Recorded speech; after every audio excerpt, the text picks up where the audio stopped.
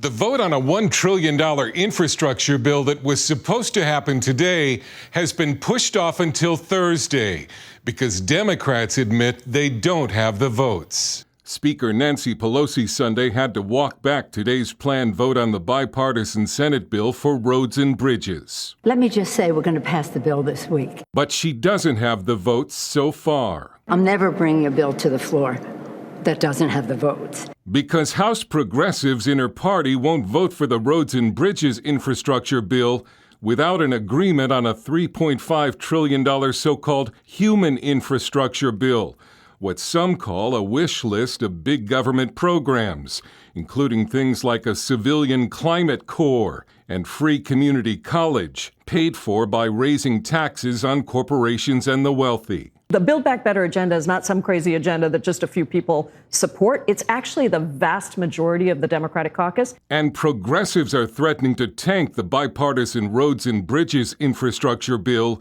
if Congress can't pass the $3.5 trillion reconciliation bill. The votes aren't there. We have to get to that reconciliation bill first. But moderate Democratic senators like Joe Manchin of West Virginia and Kyrsten Sinema of Arizona have said they won't support a human infrastructure bill that big. And even Nancy Pelosi is conceding that the massive bill will be cut. Joe Biden still thinks he'll be signing the bills this week. I'm optimistic about this week. It's going to take the better part of the week, I think. But there are more pressing matters for Congress.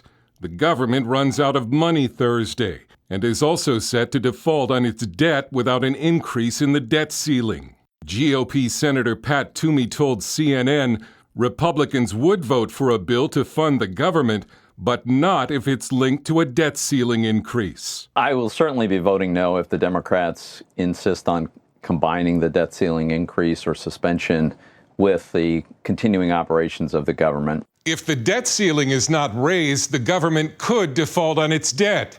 But Congress has always raised the debt ceiling in the past. Hurd, CBN News.